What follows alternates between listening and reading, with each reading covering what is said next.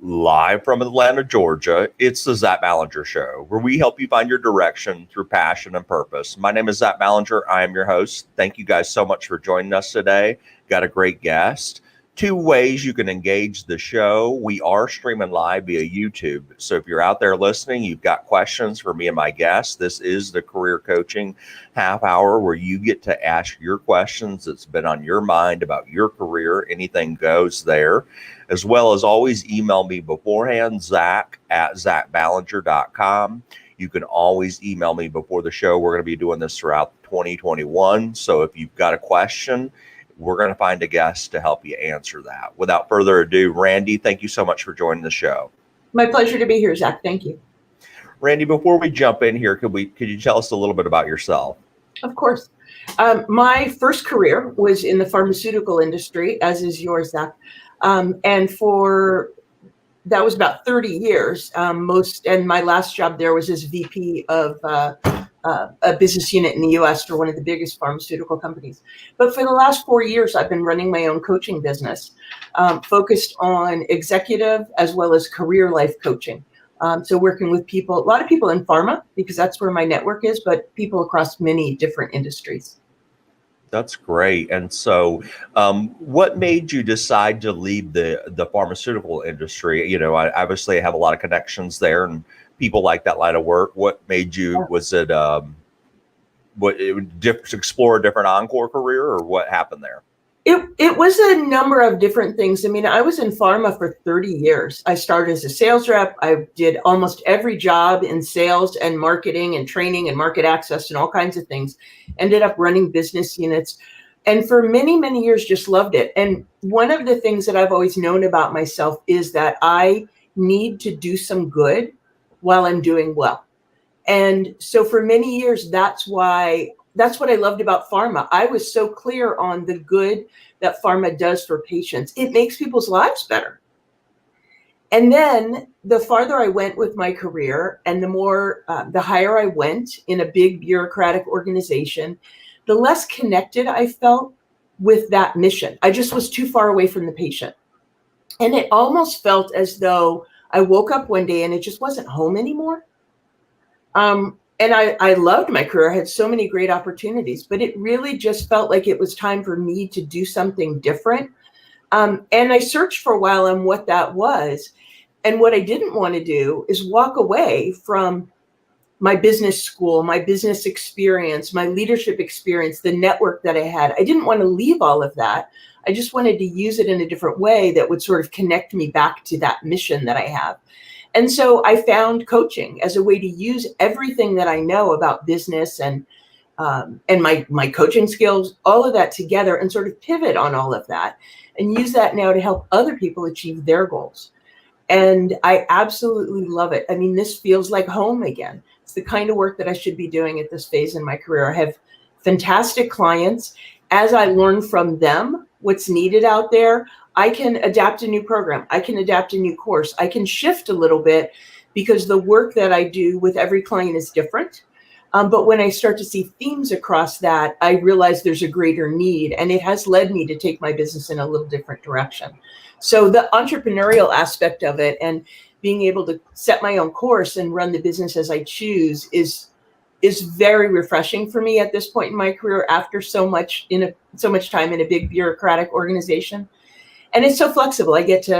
I've taken client calls from the back of our RV when we're outside a national park, making sure I still have self-service. I mean, the flexibility to use everything that I know in that way, in a way that fits my life at this point, it's the dream. Amazing. So that's pretty cool. Thanks for walking us through that. Sure. You know, I often tell people sometimes we may love our jobs when we first get in it, but then we realize our strengths and our talents, and something can just grow very old, or we just are not for it anymore. And that happens a lot among every career. So thank you for that. Sure. So a lot of the questions that we did have come from people that are trying to get into the pharmaceutical industry or either in it and trying to advance. So the first question that I had, get this question all the time, is how do I get into pharmaceutical sales? Yeah. I found it very tough to get into it. The person asked, and they've had a couple of interviews, but it doesn't seem like they've been able to break in. Yeah, it can be tough. And one of the things that is making it challenging right now is the dynamics of the industry. When I first started many moons ago was when the industry, it was very much a more is better feeling about having reps in doctor's offices. And so there was a lot of growth going on. That's a very different dynamic than right now. And many of the companies are very focused on specialty. That's where the growth is, the innovation in the market, and that's where the money is to a great extent, because so many of the big drugs have gone generic in that. But what that means is sales forces are smaller, more specialized, and that can make it really tough to break in. I think knowing, you have to know the culture of the individual company. There are some companies that really want a very strong science background, so it's important to know that and see if your background fits that. And that's a hard thing, that's years of schooling. So either you have that or you don't, and you invest in that. So you kind of just need to know where you fit there. But most companies really want some kind of sales experience. So it's rare that companies are hiring people right out of school right now. So it may be worth investing in some other type of outside sales experience that you can sell as relevant to pharmaceuticals. When I was a sales manager back in the day, I had a lot of luck hiring people that had some kind of really hard closing experience. Like at the time, I really liked people that sold office equipment. And actually, a lot of times you can bring in some other skills that you have or experience that you have that you can show is relevant to a sales environment, because what you're trying to do is influence others, influence change. And so sometimes if your background is as a competitive athlete, you can show how that would be relevant in terms of the skills, the persistence, the focus that you have to put into something to find a different outcome. So, take a look at what you have in your background. Yes, sales, but beyond that, and how you can put the best package together to make yourself most attractive. In the end, you just need one job, and you just need to make yourself stand out. Right. Great answers. And the three caveats I would add is, like COVID-19's definitely influenced the size of sales forces as well, because a lot of doctors are not back open to reps. So Yeah. of course there's downsizing there. And so what that leads to is a lot of inside sales opportunities at a lower pay. And maybe that's how you get your foot in the door at first, is you're actually selling by calling on offices from your house. Number two is that make sure pharmaceuticals is something you really want to do. I get a lot of people that come to me and ask me about it, and then when I talk to them, they're like, maybe that's not something I would like. And I think it's really important to job shadow, talk to people in the industry, learn about them. We actually had a pharmaceutical rep on in our career library. Take a listen to that episode. It's packed with good, bad, and ugly. And so, make sure it's something you really want to do. And the third thing, I wholeheartedly agree with you. It's very difficult to get into pharma now without some type of sales background.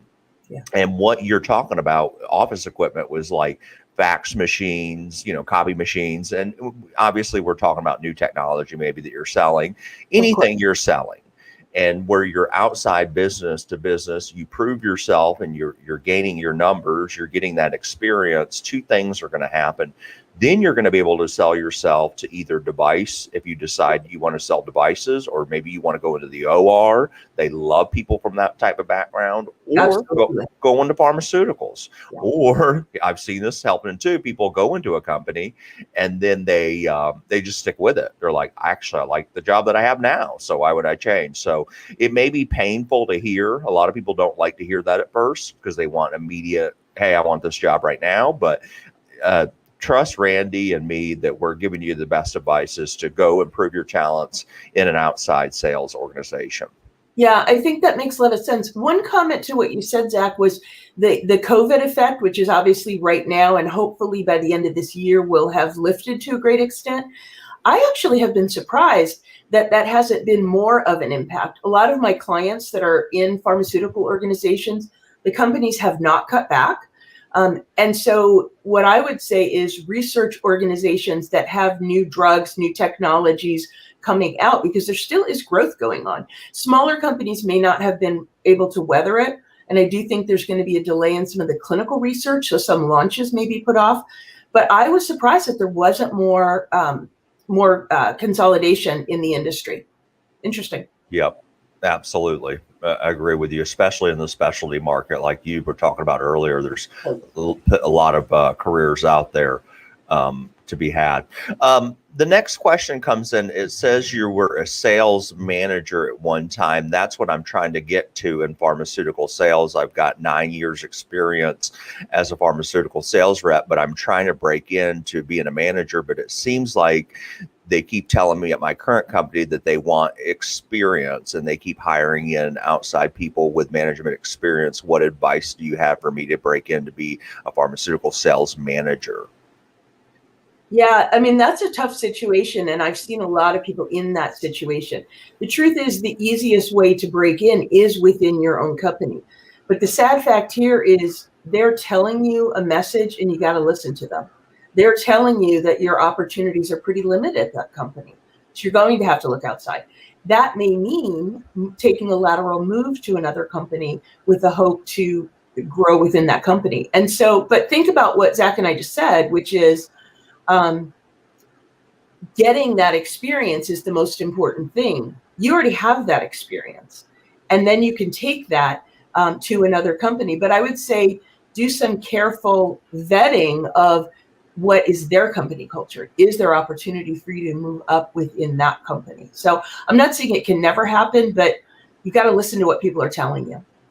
Take on side projects too. Talk to your manager. And when you have your one-on-ones with your manager, make sure you set a clear vision. Hey, this is what I'd like to be doing in 3 years. What can I do to get there? What can I be doing now to get there? Is there a management development course within the company? Is there classes I can be taking to develop leadership skills? Is there books I should be reading? And Absolutely. so all that can be prepping you to, because maybe they want somebody with experience, but if you show and demonstrate them that you're working on your own company, plus you're performing. You have to hit your sales numbers, of course, too. But see how you can get there, and then what areas do you want to improve in? Randy, I've seen is sometimes people they want to be a sales manager, but quite frankly, they're not at that level yet. And of course, people can see it. And so, ask your boss quite candidly, what do I need to work on? What's kind of holding me back? What are some of my skills that I need to develop further? Or what do you think might be hindering me from moving on? And just having that candid conversation. Go ahead. I think that's terrific advice. And the truth is, hopefully then you could affect change within your company. They might see you differently. But even if that doesn't happen, you'll be in the best position to succeed wherever you go. Absolutely. So the next question comes in. It says, I've been laid off for a year and a half now. I am trying to get a product manager role in pharmaceuticals. Any advice you would have? What should I do? I live in the New Jersey area. I do too. I tend to think that in this situation, your network is one of your best sources, because you never know what they may know of a job that hasn't even been posted yet. And you could get in sort of on the inside of that. And a lot of people hold themselves back from asking people for help, from reaching out to their network. But I try and speak to my clients about looking at it differently. Most of us want to help other people. Most of us want to, people have helped us at some point. We want to pay that forward. So I would say don't hesitate to ask. Make your request easy from a standpoint of, do you know any, you're not asking them to give you a job today. Do you know anybody I should talk to? Do you have any advice for me? Here's what I'm looking for, that kind of thing. But I think your network is one of your best assets. And so don't be reluctant to tap into that. Yeah, I was telling the story the other day. Somebody messaged me on LinkedIn. I had no idea who they were. They said, hey, can you get me a job? And, what Randy's meaning by that, and I think she brings up a great point, is networking is not a one where you just reach out to somebody at one time. It's a consistent follow-up. It's relationship building. It's, I had a college student the other day that I was trying to help, and he ended up getting the sales role. So I was really excited for him. But before that, we were working on job interviewing skills. And he was very professional, set up a time to talk, wanted to pick my brain, ask me questions. Like you said, a lot of us go into pharma because we love talking about helping patients. So we like to help others. And so I was helping him. And then he said at the end of the interview, or end of the session, he says, well, what can I do to help you? And that's perfect. We had a conversation. I said, well, I've got a career library going on. Could you share that with your colleagues? Oh, sure. Absolutely, Zach. I think it would help other people. Yeah. Then follow up by that, he sent me a handwritten thank you note in the mail. And how often do we get those? Right. And so those two things, he just put a little caveat on it, followed up with me afterwards, letting me know he got the job.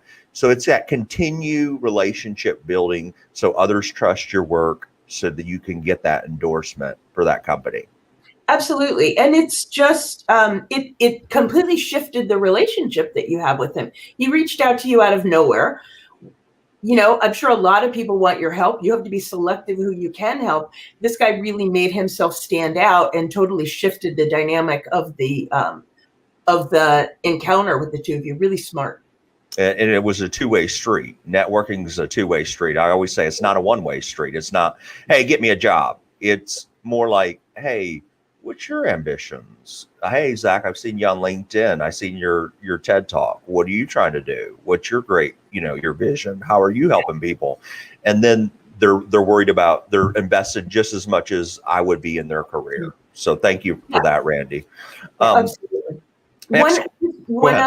One other point, Zach, is I would encourage people, and this is an easy one, when you're networking, whoever you speak to, ask them if they know anyone else you should speak to, because you never know how that kind of web, where that can lead you. It's a simple question. And then you make it really easy for someone to help you, even if there's really not much else they can do. Oh, I may know somebody. I'm going to send an email to both of you and you can connect. So just ask, who else should I speak to? Gotcha. Thank you. That's great advice. Absolutely. The next question that comes in, it says, I'm trying to get in the field to be an MSL. Are you familiar with this position, and any advice you can give on how to break in the industry? I do have a PhD in research. A PhD in research is, in some companies, that's sort of the ticket for admission in that job, but some kind of an advanced science degree is really important. So I would say they have one of the most important tools. And again, it's choosing, if they have a particular passion in a certain area, for example, if their PhD is in neuroscience, obviously going to companies that have research in that area, learning as much as they can about the company and trying to see who they can connect to. Because again, the goal is you want to separate yourself from the other people that may be coming in. One thing that I would say is with the MSL position, and you may find the same, Zach, within your own company, there's different philosophies on what skills that position needs. It's very much not a sales position, but it is an influence position. And so understanding the regulatory guidelines and where those firewalls are really important, because if you go in with that knowledge and you can discuss that in a really intelligent way, they'll receive you very differently. Yep. Great advice. And I actually have a career library with an MSL. So I encourage you guys to listen to that. And he actually offers up a LinkedIn contact. So that would be a great way for you to get started for this particular question that you're asking. And MSLs, a lot of it is, I think, when we look at personalities of research, sometimes those tend to be introverts, which is not bad. I'm actually an introvert, which a lot of people don't know that.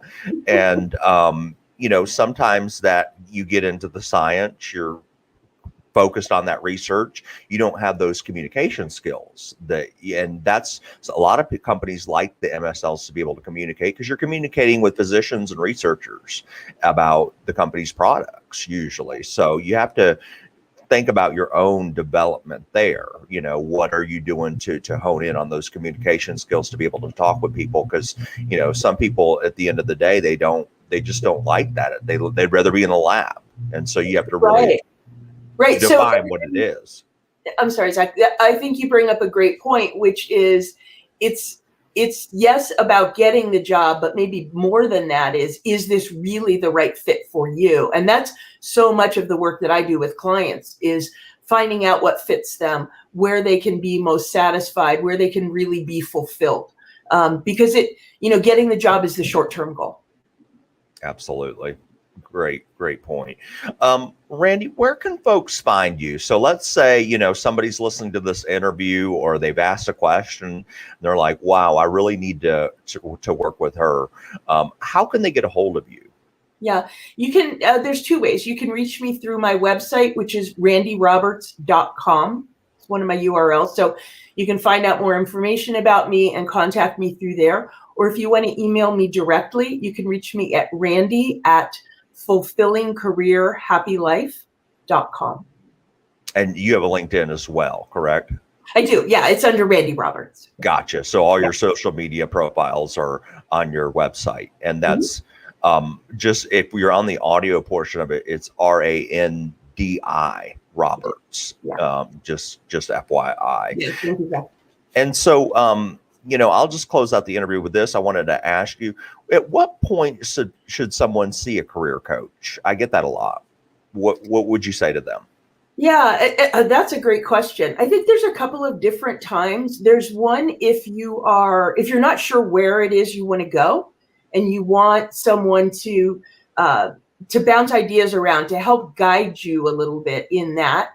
Another great time is if you find yourself blocked. If you find yourself, for example, the person who was looking for the MSL job, all we knew about them was that they have a PhD, which is fantastic, but there's so much more to know. And if you find yourself blocked, this is someone who can help you explore a little bit about what you might need to be developing. Is that the right fit for you?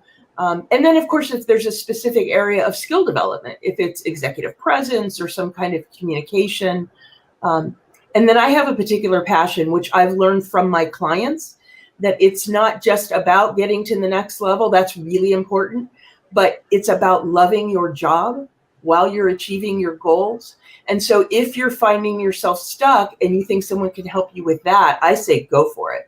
Most coaches will offer a free, complimentary session to explore your needs, the coach, to see if there's a fit. So if you're curious about it, reach out to somebody and see if they offer that. And then there's no obligation beyond, 45 minutes or so of your time. I say go for it.